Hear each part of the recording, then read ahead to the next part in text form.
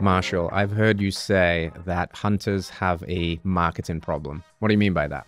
I think the image of what's conjured to the average person when they think about an American hunter is a fat white guy sitting in a deer blind drinking beer, not having a whole lot of respect for animals or habitat, and just going out there and trying to kill something and put on his wall and, flex his muscles and, a sign of machismo, right? Like something that he can brag about, this big accomplishment that he's so-called accomplished. And I think while there are those people in the pastime, in the sport, the people that I gravitate to, and I'd say in my experience of a lifetime of hunting, the majority of hunters do not fit that description. Yeah. And I think it just, naturally, when you're spending that much time in nature, you're observing wildlife, you're seeing how it interacts with the world, with you, your connection to it becoming food. You just develop an intimate relationship and an intimate respect. And even if that's where you started, right? That's how you were introduced to it. I think a lot of people go through a journey over the lifetime of hunting, of getting to a place where they're more connected to than not, and more passionate about the conservation of it than the average person. I think that's not put out to the world at all. Yeah. I think people don't even want to tolerate it, right? At this point in our culture, the idea that meat is bad, that killing things is bad, that it's unnecessary for our life as humans is so well adopted and so well marketed that it's so easy to villainize hunters as like the extremist of meat consumption, right? Yeah, it's so true, man. And I definitely feel like those are true, because before I had a more nuanced view of through meeting hunters, I haven't started my hunting journey yet. It's actually a question I want to ask you today about getting started, because I'm really drawn to it. But that was my previous conception of it, almost exactly like you said. It's kind of this lazy, average, white dude in the middle of nowhere with a high-powered rifle who's trying to just put a head on its wall. And a lot of time, they don't even want the meat. They don't even care about the meat. But I think the more I've entered into this world, had conversations with people like yourself, I think there is, a real gravitation towards understanding the laws of nature, feeling that you're connected to it, honoring, respecting, and actually seeing that hunting not only requires that reverence and respect if you're going to do it for the long haul, but a lot of skill. So a lot of misconceptions you just threw on the table, and we're wholly on board with those. Meat is bad. It's bad for the planet. Hunters are horrible. How dare you go into these poor defenseless creatures' land with weapons and, you just abuse them and take the power over them. And then you do this weird thing where you pose with dead animals. You see it on these Instagram accounts and things like that. How do you reconcile that when someone is coming at you and saying like, why would you do that? What has your journey been like connecting to hunting, and what it's afforded you in terms of your connection to food and the skills acquired to do it in a respectful way? Yeah, well, I think to get into what you were talking about, to set that up, like the hunting community is just kind of newly trying to figure out how this thing that used to be very private is now very public with social media. Yes. And so the pictures that you're talking about used to be something that would be shared among hunters in a hunting forum or a hunting store, posted on what would have been called like a brag board, right? That would have really only been ever seen by hunters. And so you're bragging to your buddies. It's like they get why you're smiling next to a dead deer, because they understand how hard that probably was and how long you dreamed about accomplishing that goal that you set out and what went into that to get that picture, right? Now with social media, all people see is the picture, and there's no room for the story and all that led up to it, all the hard work, all the, learning the skills and all of that. And you have to have that perspective to understand the picture. And when I talk to people about hunting, I talk about the nuance and being connected to nature, but I think where I start is food, right? And I think, venison diplomacy is kind of a term I didn't make up, but I've heard it thrown around, the hunting community, and it's something I've adopted where, if I meet somebody like, I just moved halfway across the country and I've got new neighbors, some who are very supportive of hunting and some who are not. And the first thing I did when I met all of them, regardless of how they felt about hunting, was, hey, I've got a freezer full of meat. We just met. I love sharing my food with people. Would you like some elk meat? And I even was able to talk in one of our neighbors who doesn't eat a lot of meat into taking some elk meat. And I gave her a recipe to cook it up. And she finally called me a month later and said she did. And she was so excited to tell me that she actually liked it. And that opened the door for the conversation of like, because I'm going to be hunting on the property I bought that is right next to hers. And so I want her to understand, kind of working backwards, why I'm doing that. Yeah. And what was her reason for not eating a lot of meat? Was it like morally conflicted, and the way that you were able to present it to her kind of squared that circle a little bit? I think morally conflicted. I think in her situation, she, splits time and lives, in a very rural setting for part of the year and a very urban setting most of the year, and was raised in the urban setting. And so food always came from the grocery store, and death was never a part of acquiring food for her. And so the idea that there was a connection there didn't ever exist in her mind. And making that connection was the first step to having that conversation. That's the I guess that's the uncomfortable element in the room that people don't want to talk about, that life requires death somewhat. And what's always most interesting to me in people's reaction to hunting is not necessarily the angry militant vegan. They're going to be angry about your choice to eat meat anyway, and probably more angry at the fact that you killed this poor defenseless animal. But the people that eat meat but are really triggered by hunting, because that highlights the almost like hypocrisy and disconnection from food, like no other. They just pick it up from the supermarket. They kind of are willing to turn a blind eye that these animals were alive at one point and they were killed, and potentially, and I'm sure you'd make this argument, that the most humane, the healthiest way and the most natural way is a hunting-based model of trying to feed your family most of that instead of most of what comes from the grocery store. Is that fair to say? Yeah, I agree with that for sure. And I think there's like two viewpoints that kind of separate themselves pretty quickly when I'm talking to someone that doesn't agree with hunting. The first is a true vegan, right? And when I talk to those people, it's like, agree to disagree on our place in the world as humans, right? On how we interact with the world around us, and talk to them more about like footprint of supply chain, right? The footprint of your vegetables and your fruit and your carbohydrates also has an impact on animals and wildlife. I go that route with those folks. For the folks that eat meat and have a problem with hunting, then the second conversation that you mentioned, you start to dig in there, right? Like, let's talk about that. You know, if you're eating meat from the grocery store, that animal was, if it's a conventional beef cow, for instance, it lived the last months of its life eating out of a trough, in very confined space, and just didn't have access to the things that, nature intended animals to have access to, like, clean water, open pasture, freedom to move around, interact with the world around it, see other animals. All of these sentient emotions, are kind of taken away from it and deprived of, a lot of life, right? And so is that a better system, or harvesting an animal that's living out its God-intended purpose, in its native habitat, likely with members of its species, maybe even family members close by, interacting with the world around it, trying day in and day out to survive, because that is what nature is, right? That's their number one goal every day, is to survive and thrive and reproduce. But they're doing it the way they were intended to do. And when you hunt them, ideally, you're taking them from that very quickly, where that transition, there is no in between, right? They're going from nature to food. Yeah, and I guess you could very fairly ask the question, which is the more humane, which is the less cruel, and potentially as well, which is the healthiest animal. Like you said, if that animal's managed to survive for that many years, it's pretty wise, it's healthy, it's not eating the feedlot, God knows, sprayed with, this not fit for human consumption waste product and confined to a feedlot. And I think that's a very important distinction you've got to make here. I'm curious about how you hunt. Is it rifle? Is it bow? Is it a mix of things? What do you hunt? Because we kind of glossed over that, but I know I've seen your Instagram feed. There is a lot going on there. So tell me the story about, like, where did this all start? Do you remember your first hunting experience, and what's it evolved into in terms of your style and where you go to hunt and what you hunt?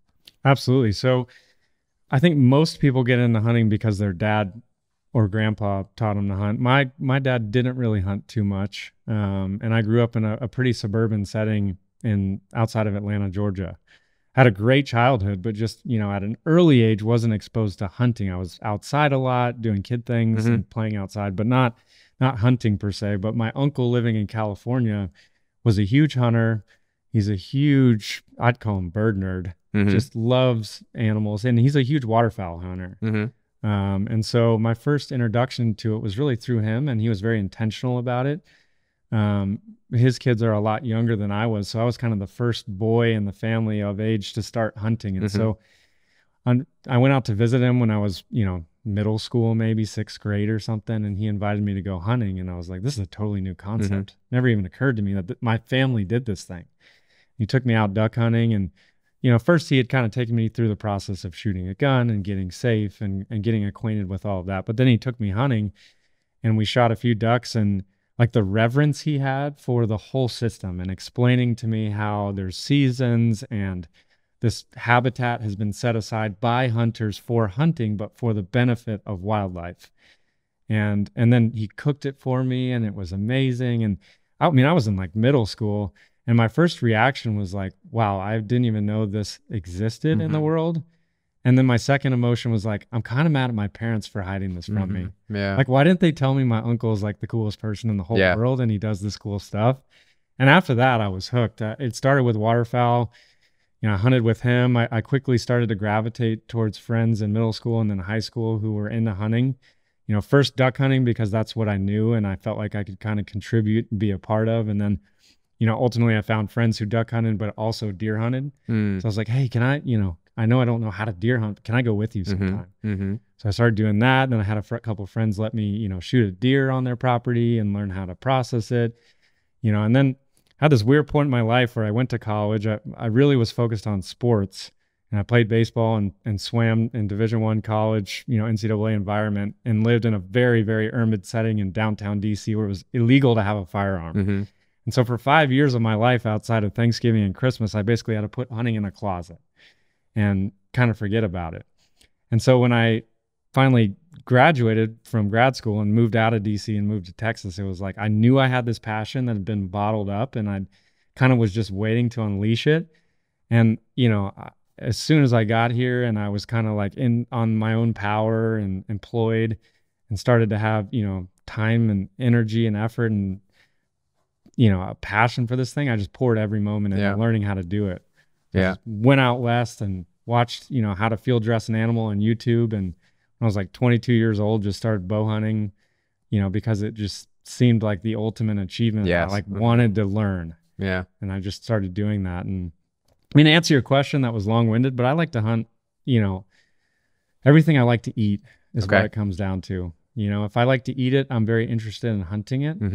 And, I say my favorite type of hunting is bow hunting for big game in the Western US, just because I think it combines athleticism and being in good shape and working out hard and doing things that are hard with the sport and pursuit and passion for interacting with wildlife, which is to me like the intersection of like the two things that I love the most. Yeah. That makes a lot of sense. And the passion thing, I'm sitting here and I can just see the smile and the glint in your eyes. You're talking about this, like that thing that just lights a person up. It's funny. You kind of had to shelve that when you went to college, and then you're full send when you were out. And it reminded me though, when you were speaking about that first experience, like, wow, this is the coolest thing ever with my uncle. I often think about, especially for like young boys and men in the world, like we've lost our rite of passage almost. And I'm curious if like that moment felt like a coming of age in a way, like it awakened something primal in you. Is that's what I feel hunting is, and that's what I want to experience. But I'm curious, having had that experience, if that is something that resonated with you.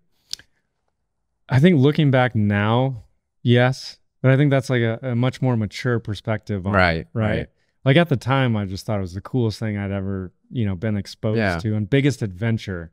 I think that's what it was, right? Like there's only so much adventure you can have in a suburban setting, in a true like outdoor sense, right? And so, going out where there's danger, there's guns, there's shooting, there's an element of like, I have to be safe, you have to be safe, we're looking out for each other, that's exciting to a young boy. And I think, just all kind of combined for me of like this whole experience is, I want to know everything about it. I want to know about, I remember sitting there in the blind with my uncle the first time, and he's looking at ducks fly by that are 300 yards away, little specks in the sky. And he's like, oh, that's a pintail. Those are widgeon over there. That's a mallard. Those are teal. Look at them. Look how they fly. I'm like, oh my goodness. How do you know? I only thought there was like one kind of duck. Yeah. Like the kind with the green head in a park that you throw bread to. Yeah, right. And I'm like in 6th grade, so I'm like very naive. But I remember seeing his knowledge, and I was like, oh my goodness, there's a whole world here I didn't even know existed. An ancient world, right? Like it's like the stuff that if we're not careful, we could lose unless you have the elders and the mentors. Like one of my questions for you, and I'm sure a lot of people that are in this kind of on-ramp to thinking about sourcing well-raised meat and animal-based diets and supporting great companies like Force of Nature, and is how do you start? Like, how's a guy like me who doesn't have any connections right now, how do you start hunting in the right way? What's your advice to someone? As someone that's worked as a hunting guide, you know, I would say the best way to truly start, if you can, I mean, there are a lot of different types of hunts that are different levels of affordable. I would say it's worth it to hire a guide. You know, just like if you were going to learn how to be a mechanic, you know, and that was going to be your thing, you wouldn't just go, you know, tear your car apart and try and figure it out, right? And I think there's a lot you can learn on YouTube and things like that, and those are great resources, but the human connection, right? Having somebody that can usher you through what's going on and give you the coolest thing about hunting is like learning about nature and all of the different nuances, right? Like it's not that you're going to kill a white-tailed deer. It's that you're going to hunt for a white-tailed deer in a live oak tree with a cardinal and a squirrel and a sunrise and all these other things that are going on around you that you're learning about. So that guide can kind of like guide you through that whole experience and help you be safe, right? Because that's a part of it. It's a real part of it. You're, you know, dealing with, you know, nature and weather and firearms and all kinds of stuff. And it's overwhelming, honestly. I think that's the thing I hear a lot from people who are looking to get into it is just how overwhelming it is. And hiring a guide just kind of breaks down those barriers, right? Even if you only hire a guide one time, you know, if you really want to get into waterfowl hunting or whatever it is, to have someone take you out and show you the ropes. And it's like, oh man, can you just like point me in the right direction? You know? Have you done this with people? Is this something you've done personally as well? Led them groups? Oh yeah. I've you know, guided professionally for pay, and then also a huge passion for just sharing my passion with other people. And so I've taken dozens of people on their first deer hunt. My friends, you know, people who see how much I care about it, and like yourself, just ask questions and are interested. I'm like, oh, hey man, like, would you want to shoot a doe on my place? And I'll show you how to cut it up and where all the different, you know, steak cuts come from, and what you put in the grinder, and you can take that home to your family. That's like the most rewarding part to me, is sharing it. And I think getting back to your first question about hunting having a marketing problem, like selfishly or just looking at it as a community or just caring about wildlife, like that marketing problem is a huge threat. And ultimately it's a huge threat to wildlife, because if people don't care about wildlife, it won't exist in the future. You know, I think we are at this pivotal point in the history of humankind. Like we're at a crossroads, right? If we don't decide today that we want to leave space for nature, for wildlife, in 100 years, we're not going to have that choice. It's all going to be gone. You know, we're developing the planet so quickly, whether it's through agriculture or urbanization or just resource extraction, that if we don't intentionally set habitat aside, it won't exist in 100 years. And in my opinion, the best way to get people to truly care and truly understand what wildlife needs is through hunting. And so it's almost like I'm trying to evangelize the whole system to people, not just hunting and procuring your own meat, but like, hey, you should care about this and I want you to know about it. So let me get you interested in it, and then you can take it from there and share it with other people. Well, it's really interesting, because I think that shatters maybe another misconception that I guess people that don't understand what you just said would think that hunters are all about the death and destruction. It just seems like they want the kill. They just want to kill everything. But you're saying this is actually hunters understand the conservation aspect more than anything else. Talk to me about that word conservation and land management and keeping the predator-prey populations in balance. And I would have no idea about that because I don't understand it. And I think hearing your perspective of why this is so important, because I agree with everything you said, and it's firing me up to learn this stuff now. But how do you just, you know, you tell these stories, we have these conversations, but how do you help people understand the magnitude of this, the city dwellers, the people in you know, these massive urbanized areas, that this is something that we should be propping up and celebrating and encouraging people to learn about? Yeah, I think conservation is about sustainable use. Right. And so hunters understand that if you over harvest an area or a property, like you're not going to be able to have that harvest again the next year. And if you over deer hunt your ranch here in Texas, like deer just don't manufacture themselves, right? They come from deer. And so they get that. And over the course of the years, I think you really start to understand and see that those cycles play out. and the dynamic between us as human predators and the prey, and also, you know, native predators. But I think, like, to understand conservation, like, you really have to understand, like, where we came from, right? Like, especially in this country, you know, kind of one of the last frontiers of the world in terms of civilization. You know, as recent as 200 years ago, we had 40 to 60 million bison walking around in North America, and Wow. millions of elk and millions of all of these species of animals, millions of, or hundreds of thousands of wolves. For context, what's the number now for like the bison, for example? 400,000. Wow. And most of them are on private land in private herds raised as livestock. And, you know, in the late 1870s, early 1880s, we had less than 1,000 bison left in the world. We market hunted nearly to extinction all of the native species of megafauna in North America. Market hunted, what is that? Hunting for the sale of a product from the animal. Okay. In the case of the bison, it was largely the bison hides that were sold to the East Coast market and European market for use on machine belts. So rubber was very expensive and very hard to make. And they figured out a technology to basically tan bison hides much cheaper than they could make machine belts out of rubber. And so they started using the hides for rubber, and that drove a market of, you know, entrepreneurial type people hardened by the Civil War, trained in firearms, to go out and, you know, market hunt nearly to extinction. Damn. It's incredibly sad, you know, and I think about those people, and well, I don't want to defend them ever, because I think you can't be a part of killing hundreds of bison a day and just taking the skins off and doing it again day after day after day after day without knowing what you're doing. Right. I also think they just didn't have context of, you know, finiteness of resource. Right. Right? Like, they always talked about, like, the return of the northern herd. It's like, no, you idiot, you killed them all. They're gone. You know, and I think, you know, making that connection to conservation, there were a few individuals, a lot of them actually those market hunters, as they saw the destruction themselves, that started to voice opinions like, hey, they're gone. Hey, like, we should do something about it. There's a few hundred. I'm going to put some on my ranch and try and keep them, so at least people can see them. You know, if they disappear from everywhere, I've got 12. In the case of Charles Goodnight in Texas, and one of the guys who saved kind of the last of the Southern Plains genetics for bison.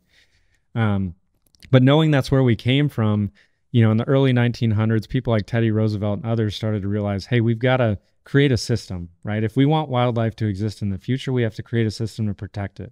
And because market hunting was the factor that almost drove a lot of the species to extinction, they created, you know, intensive management programs for wildlife. And so it is no longer legal in the United States to hunt an animal for the sale of its meat to the market. So you can't market hunt. And you can only hunt for personal use. I can give you some of my elk, but I can't sell it to you. I can't sell it to a store. Right.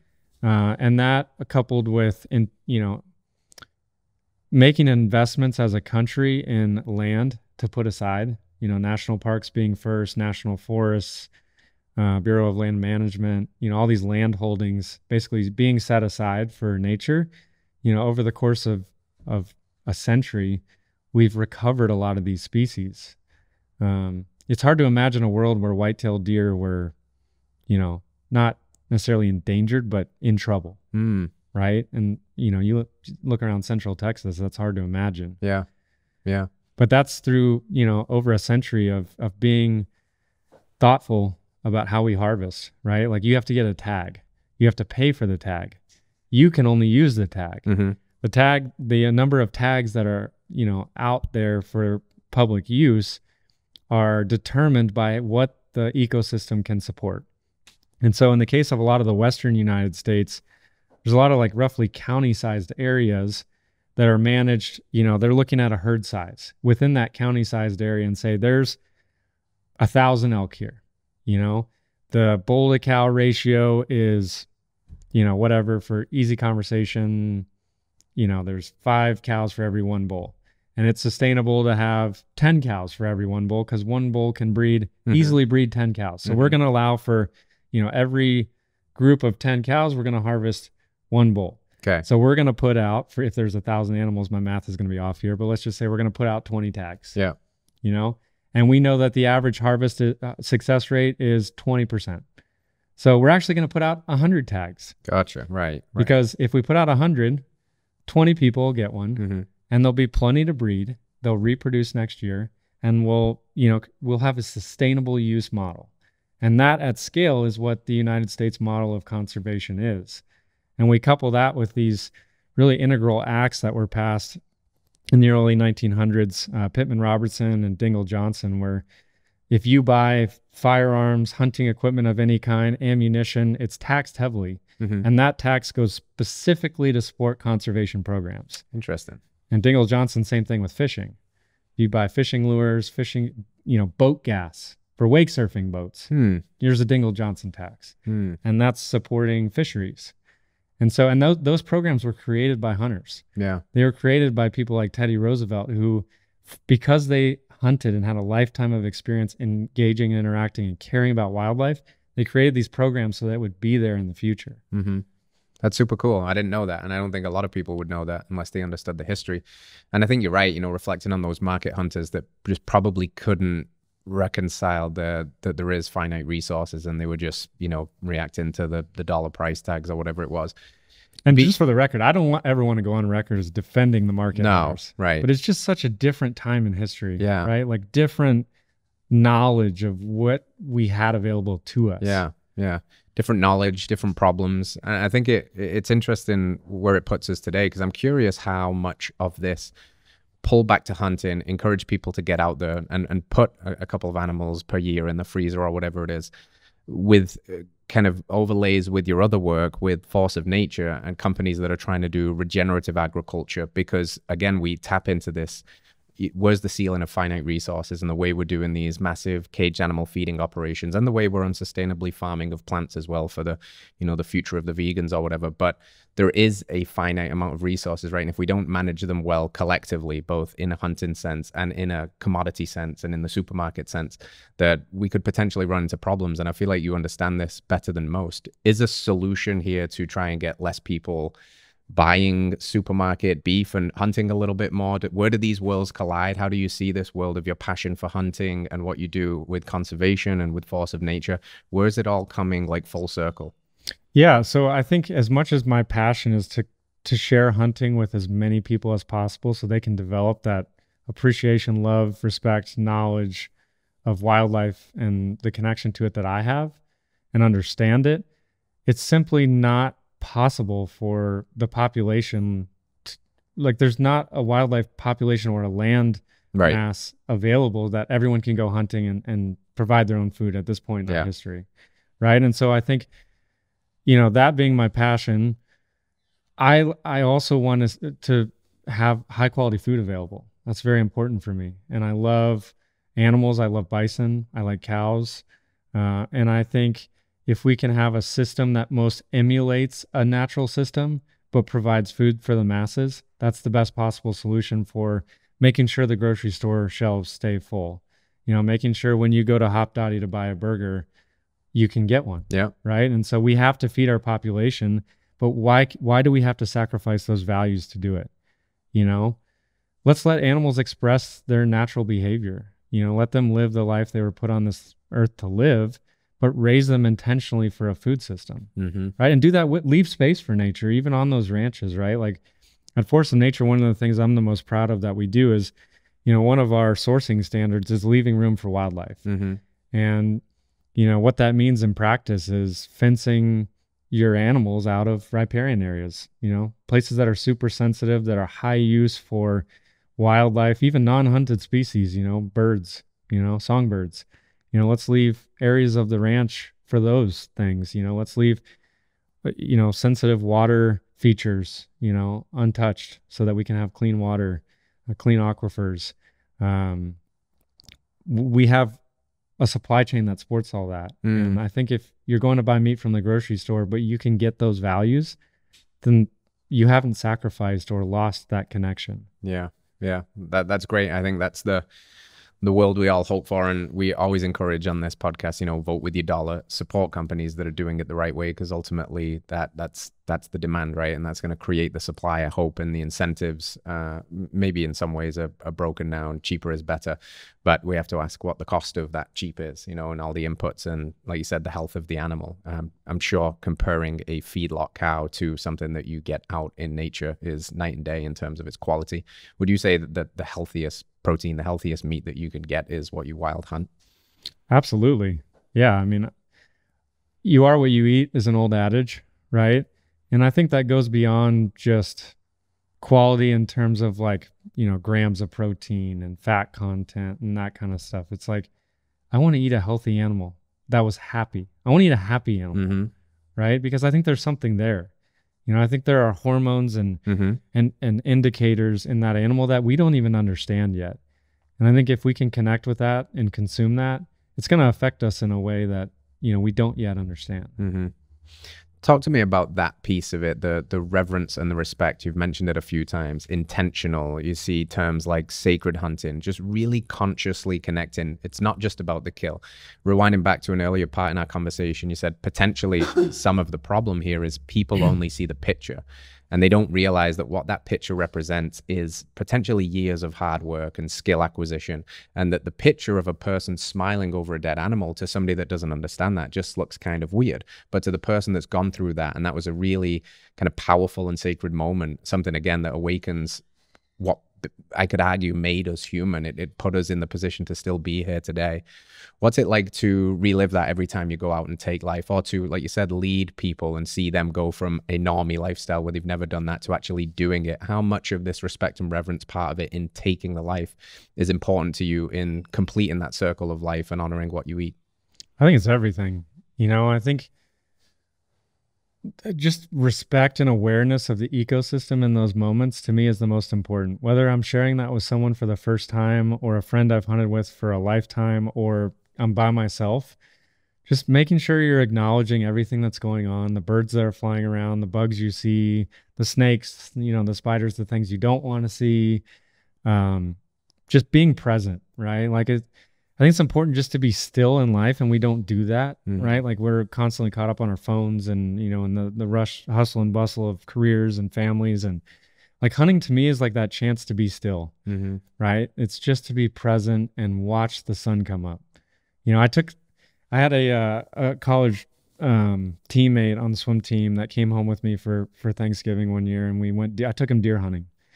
And the thing that he said to me when we left that night stayed with me forever. He told me that never in his life had he watched the sun come up and the sun go down in the same day, and been outside for all of the day. And he said it in such a way that was just so profound. Like, how have we come that far that we've lost that connection?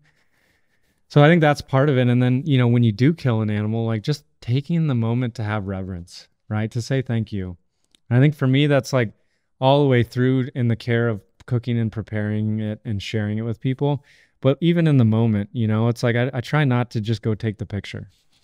You know, I try to first go over and like just put my hand on that animal and say thank you, you know, and just take a moment and be thankful, you know, for the world and the system and the God and the whole universe that put that animal there, right?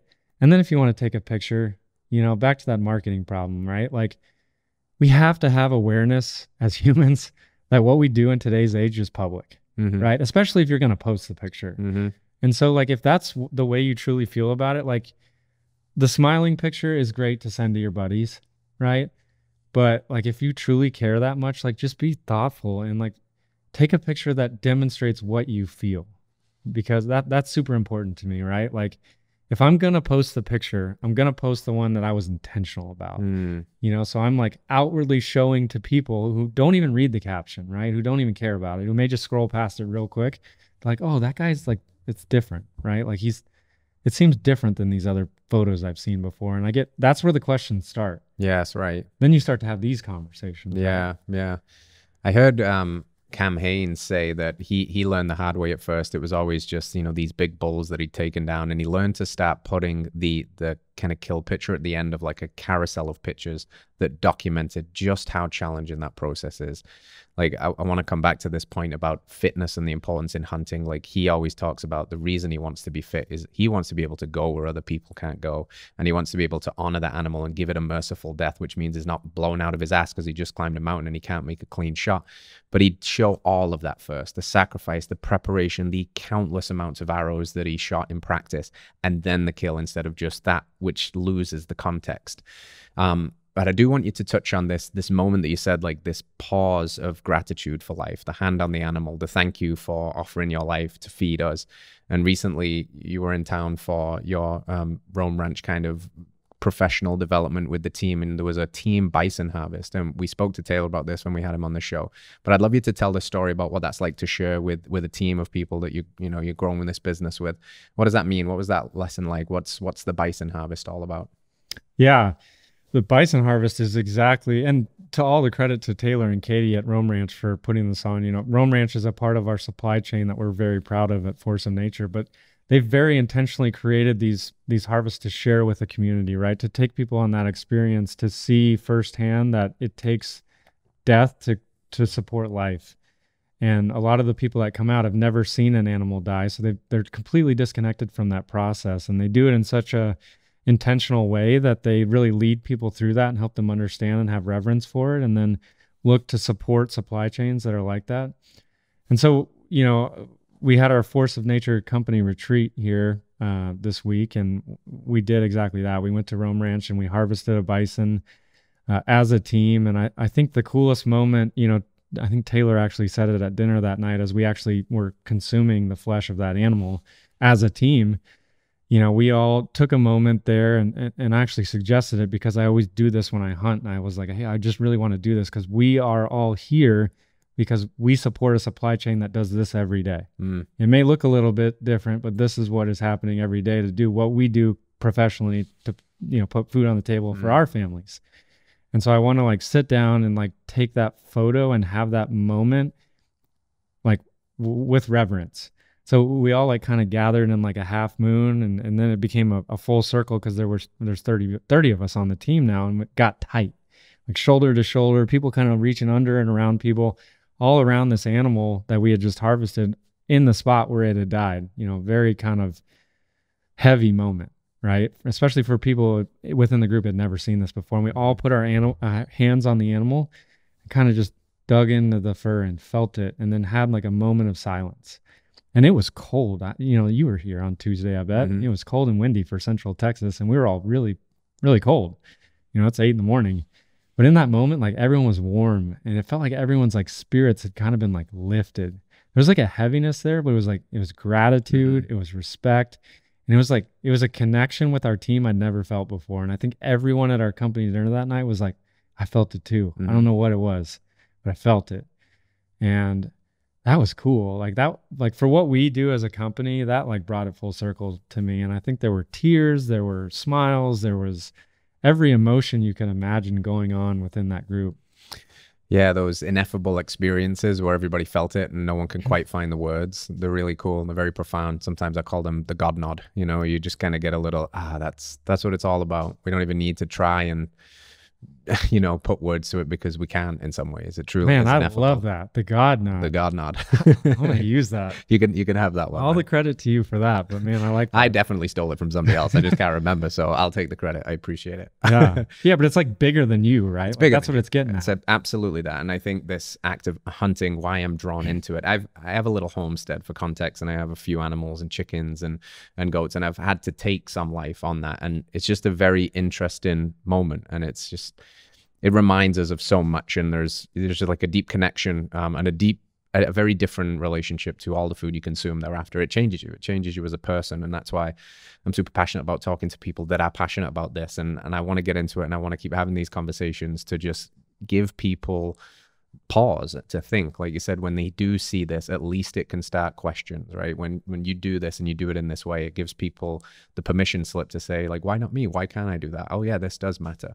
And I think that what you're doing in your own personal way with hunting and everything that you guys are doing with Force of Nature is really profound and important in that sense, which is why we want to have these conversations, Absolutely.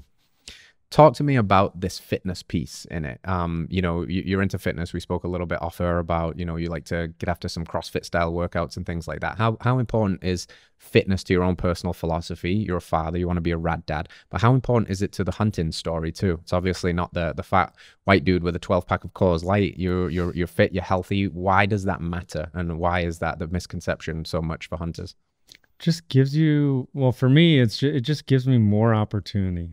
Right? Like if I'm fit, if I can hike, if I can carry weight, if I can sleep on the ground and be comfortable, I can go places, not necessarily like go farther than other people, because I don't necessarily think that's always the best strategy to be successful, but I have that capability if I want to. And I think it just, I don't know. I used to work at a gym that had a motto of stronger, faster, harder to kill. Right. And I think that like, that kind of landed on me of like, I just want to kind of be a badass, right? Kind of like the animals you're hunting, right? That's what they're trying to do. Yeah, you got to match their energy a little bit, right? Like if I'm going to try and take down an elk in the peak rut and its peak physical condition and it's running around and I've got a stick and string I'm trying to chase it around with, like if I can't keep up, my chances of success are lower. And ultimately it's not going to be as enjoyable if I'm huffing and puffing. Like if I'm in that moment and I'm all in, I'm like 100% focused on what the animal's doing, what all the animals around it are doing, how I'm going to call, how I'm going to position myself. And that's all I'm thinking about. I have a chance to be successful. It's still low because it's hard, right? Even the best hunters are going to blow that situation or have it blown on them for no fault of their own because it's a wild animal, unpredictable. But if I'm in peak physical condition, I have a better chance, right? I'm not thinking about huffing and puffing. I'm not thinking that thing just ran up a hill. I'm not going to be able to keep up. It doesn't even cross my mind. I just go. Excellent. Yeah. Right. And so that's the experience that I'm chasing. It's also like, I'm a sucker for a good sufferfest. Like there's something about it. Like if you've been an athlete, like, there's kind of a high there, right? Like there's kind of like that flow state of just like, you're into it. It's almost like you black out and the rest of the world is gone and you're getting after it. And getting back to like being still, right? Like, although it is the opposite of truly being still in the real sense of the word, like you're being still in that you're leaving the rest of the world out and focusing on one thing. And that's part of the hunting pursuit that is so exciting and interesting to me, is trying to block everything out and just being laser focused. Yeah. And the fitness is critical in that, right? Yeah, absolutely, man. It's very well said. How do you go about doing that from your actual fitness and your practices, how you train, also to your diet? I'm really curious, as a guy that obviously procures a lot of wild game, like how much of your diet is eating what you've hunted versus like what you get in from, force of nature and things like that. What's your kind of day-to-day routine look like with fitness and food? Yeah, fitness, I was a college athlete, swimming, I think, probably did more for my fitness level and just my ability to make it hurt and get comfortable with that than anything else I ever did in life. And, I think I found CrossFit soon after college, and it really called to me because of the group element of it, right? Like as a college athlete, you go to practice, a coach tells you what to do. There's a structure and a time, and you don't really think, you just execute. And that's what appealed to me in CrossFit. Like you show up for an hour, it's going to hurt, and an hour it's going to be over. And there's a group of people there that are going to, hold you accountable, be competitive, and you're there to execute. Yeah. And I like that. Yeah. And so I've kind of adopted that style of training a lot. And I still swim a decent amount, especially in the summertime, because I like it. And I think it helps in a lot of ways that other sports kind of break you down. I think it's helped me in even just like indicator ways like blood pressure and things like that, because it's easy on your body in a lot of ways. Yeah. And that CrossFit sometimes can be hard. It can. And that coupling of those two activities has been really, really good for me over the years.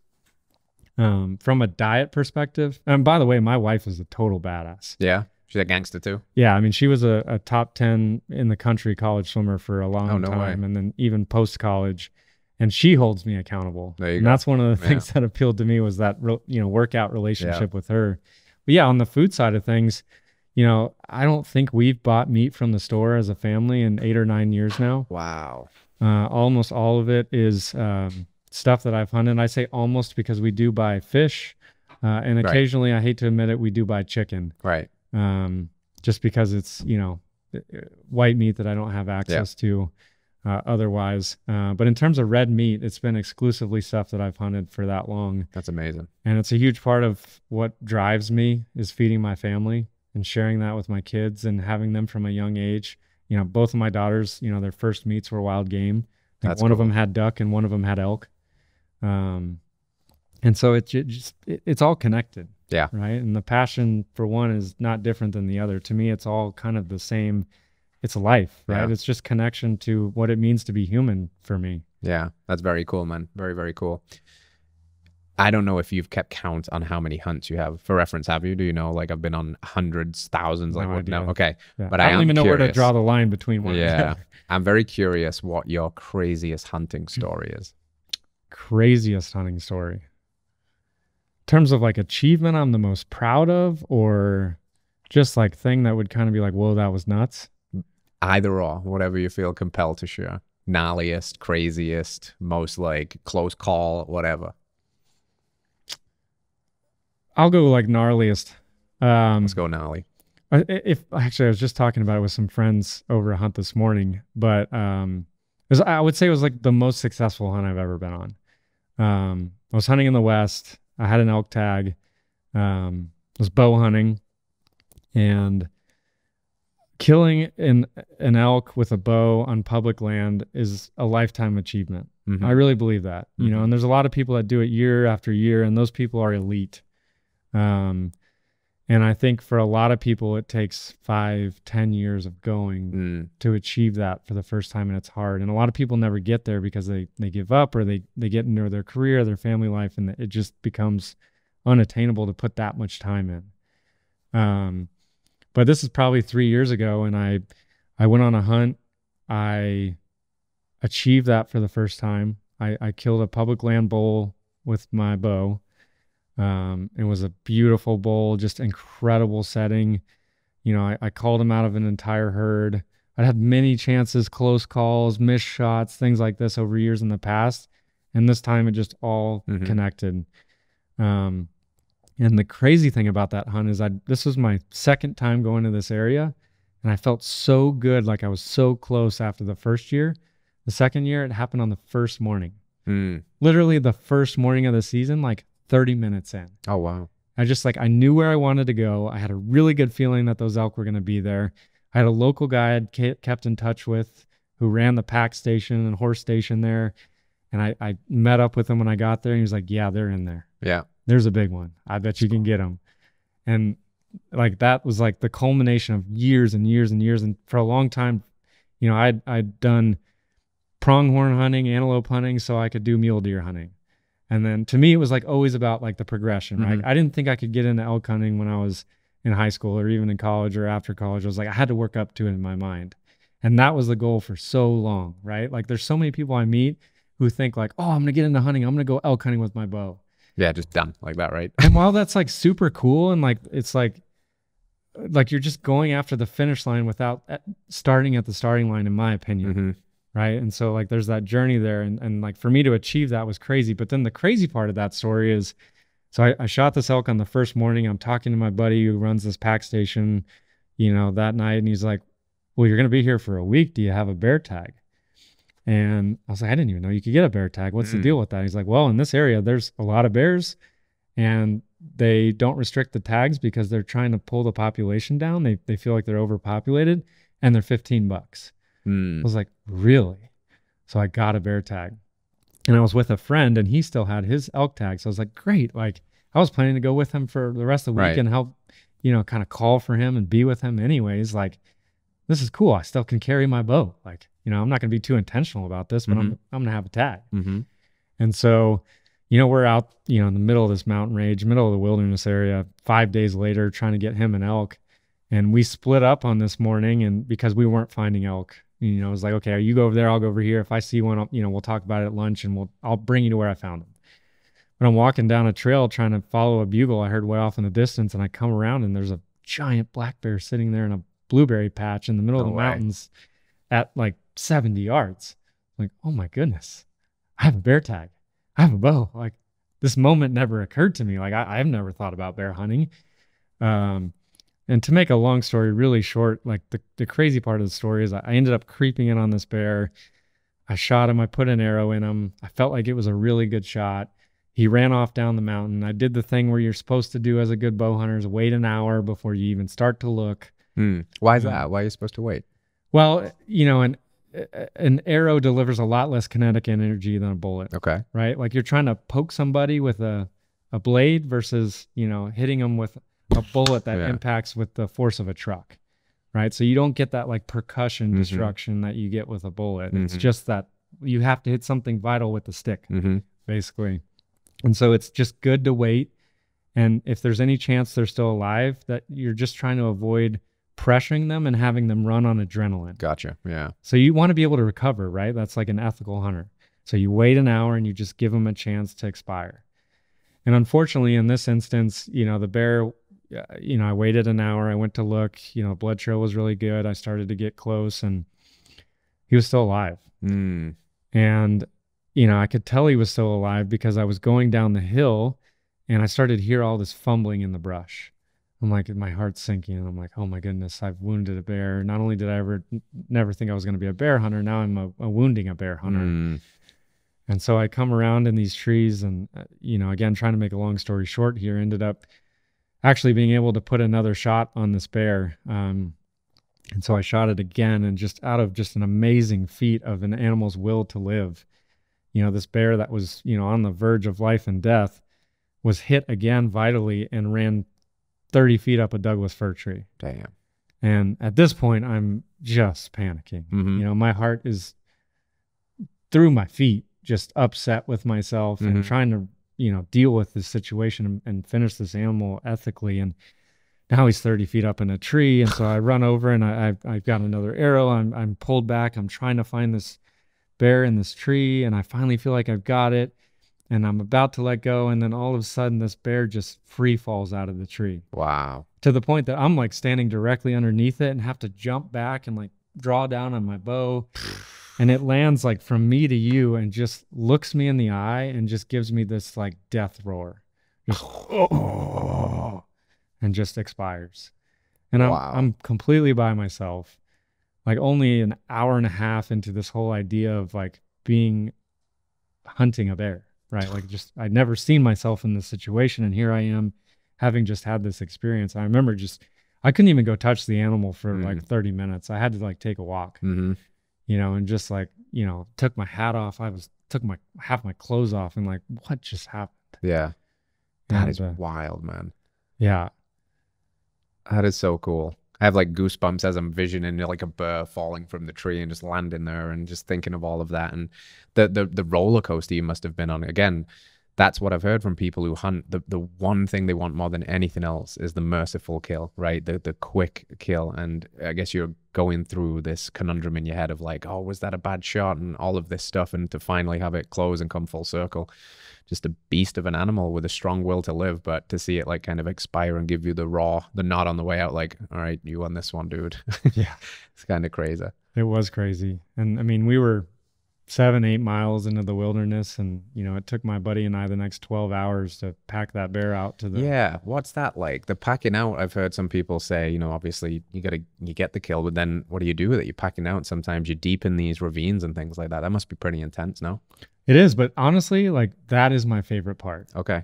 Like not only like have you been successful, but like the pressure's off, like the animal's not suffering. You've harvested, the bounty that you hoped for. And hopefully, like I love sharing that with people because it's just like you have a reverence, but you're just happy and you're so present, right? Like you're literally carrying the weight of a sentient being that you just killed. Which, like, talk about connection to your food system, right? Like putting half of the weight of that bear on my back and then walking up and then down a mountain 8 miles, getting back to the trailhead at like 2 a.m. Like you just feel different after that. Like, and, you have those experiences. You don't want to see, a thumb-sized piece of meat go to waste after, one, you've put that much effort in, but two, you've been that close to the animal and know what it cost to get that, right? Not only me, but that animal. It paid the ultimate price. But the pack out itself is like, talk about a sufferfest. That's like, it's just a sufferfest. That's all it is, right? And it's like, how hard do you and your buddy want to push it? Yeah. You know, and if you're alone, like even better, like let's just go and like, you know, go to that dark place and just keep going and going and going and make it hurt. Damn. Be smart, right? Like, especially if you're by yourself, you don't want to fall and break your leg and, you know, then be in a, you know, life-threatening situation. But yeah, I mean, that to me is the most rewarding part of hunting, to the point that I'll tell people, you know, I live in Oregon now where there's a lot of public land and mountains close by and friends that hunt. And I'm like, during hunting season, my boots and my backpack are by the door. Yeah. Give me a call. Like, please. Yeah. Like, and they don't believe me. They're like, really? I'm like, I love that part, man. That is the best. Like, and that's how you make friendships that are so deep. Like my buddies that have packed out animals with me, or I've helped them pack out one of theirs animals, the conversations about life that you have and like being in that together, it's like you're in the trenches with that guy or that gal. Yeah. Right. And you just talk about life. You talk about death. You talk about, man, just existence. Like, what does it mean to be here? Like the human experience, like we're in it, like we're feeling it, talking about it. It's crazy. Like you just, those are like brothers, you know? That's it. Yeah. I feel like, you know, men in particular, we really do bond to a different level when we've overcome something together. Like we've, you know, gone through this, we've suffered together. And it sounds like you really enjoy sharing hunting with people. I'm sure there's a profundity of the solo adventures too, but I must ask you this question because I feel like it's a fun one. If you're sharing a hunt and you could have like a 3-person hunting dream team, anybody in the world, who are you taking hunting with you? Nobody's off the table. Nobody's off the table? Nobody's off the table. You take whoever you want on this hunt.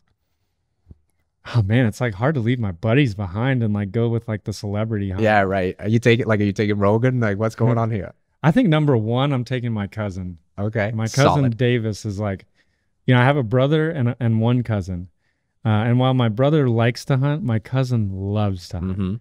And he and I have shared in a lot of hunts together. And he's equally yoked in his passions, and he cares about the whole experience in the same way I do. And so like in some ways, every time I have an experience without him, I feel bad, you know? And so I think if there's 3 people I get to take, he's one of them. So that cuts it to 2. And I think, and I actually fulfilled this one. I got to hunt with him last year, and he exceeded my own expectations for what hunting, when being with him in a hunting situation was like. But Remy Warren. Okay. Yeah. He is just like, if I had to say like, who's the best hunter? To me, Remy Warren's like, he's got to be at least at the top of the list. Yeah. And not only that, he's the most humble guy, and just like, you want to enjoy the experience with that person. And, you know, I got everything I hope for out of hanging out with him and seeing the way he hunts and has appreciation for it and shares it with people and just goes about it. And I think he is the best hunter. Yeah. That's so cool. like, I want to watch him. Like, it's like, well, how would you do this? Yeah. You know, like, let me see it. Show me go. Yeah. Yeah.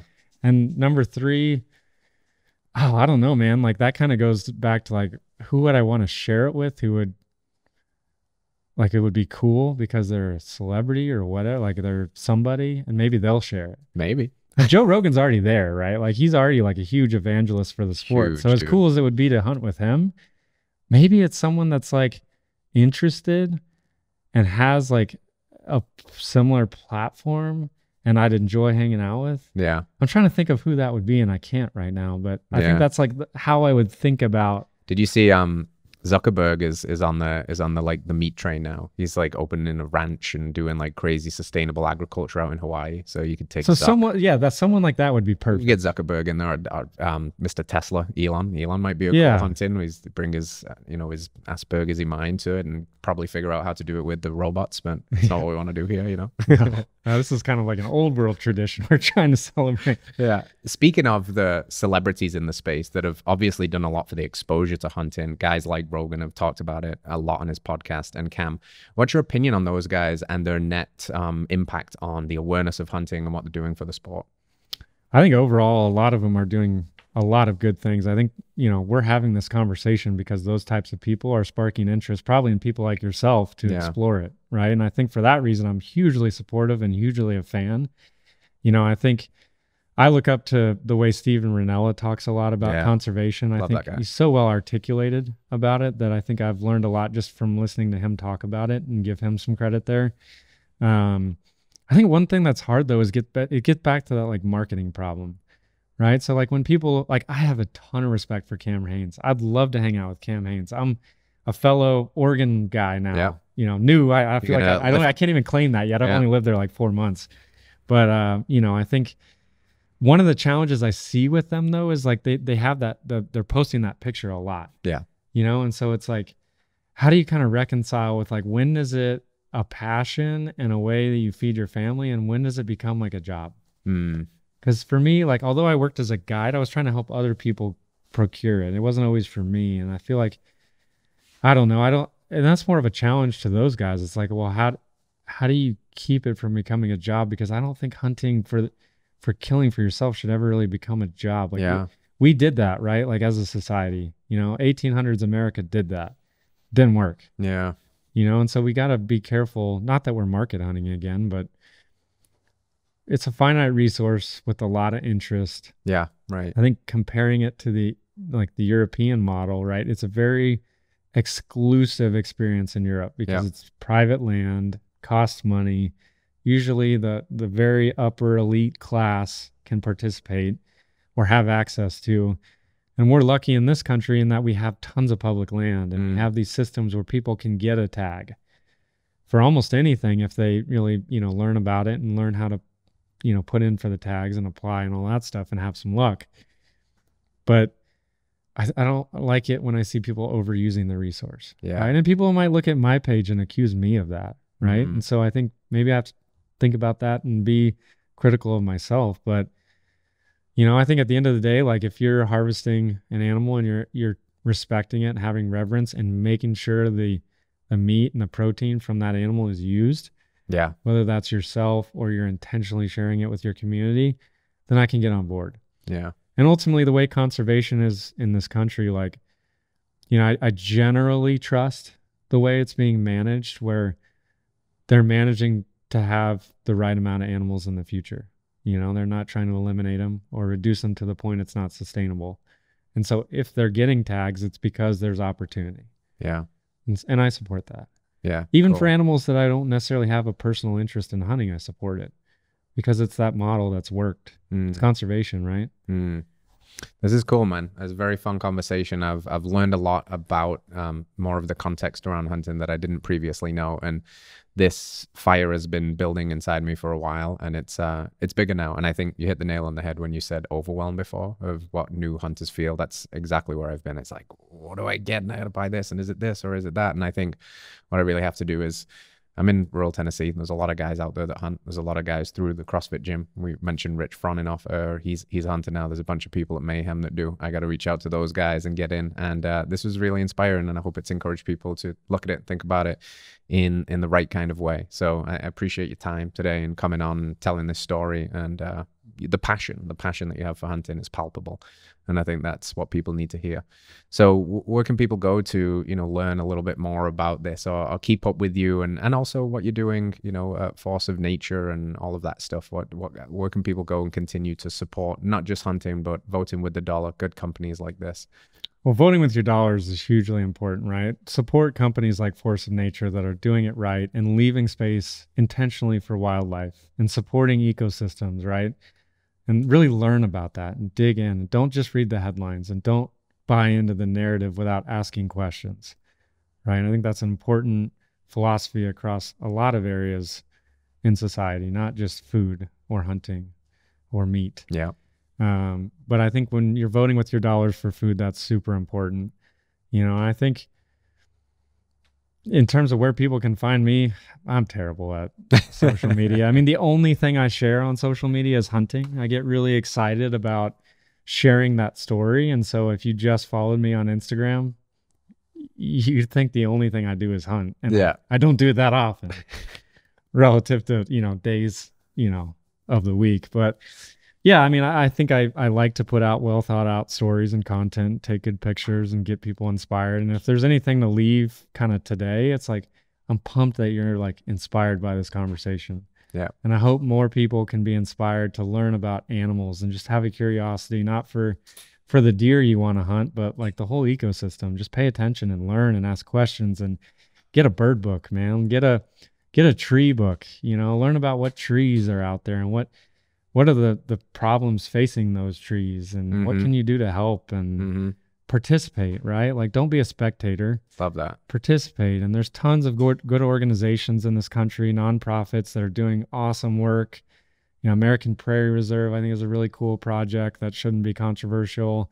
You know, there's things like organizations like Ducks Unlimited and Rocky Mountain Elk Foundation and Trout Unlimited that doing really cool work. Like I said, I just kind of final thought, like, I feel like we are at that Y in the road, right? Where if we are not intentional about leaving space for wildlife today, we're not going to have it for our grandkids and their kids in 100 years. And the chance will have passed. They'll look back and say, hey, there's this thing called a salmon. Let me show you a picture of what it looked like. It was cool. And that like almost brings me to tears. Yeah. Right? Like, we have that opportunity to keep that from happening today, but it's fading. We have to be inspired to participate and to protect and really conserve, right? Sustainable use is what keeps people engaged and keeps it at the forefront for people for generations to come. Super powerful, man. Thank you very much. And yeah, that participatory act in it is very important. Like, reminds me of closing the loop here of your friend that you took hunting, where he was like, I spent the whole day outside, watch the sun come up, watch the sun go down. Just go remember, go be out in nature, go participate. Thank you for your wisdom. Thank you for your words. This was a fun one. Fam, I hope you're inspired to go check it out. So we'll see you next time on the show. Peace out, brother. Thank you. Thanks for having me. All right, friends, thanks for tuning in to another episode of Radical Health Radio. We got a fresh new podcast for you every Wednesday. If you enjoyed the show, consider liking, subscribing, reviewing, and rating us on your podcast platform. It helps to spread this message of radical health. We'll see you next week.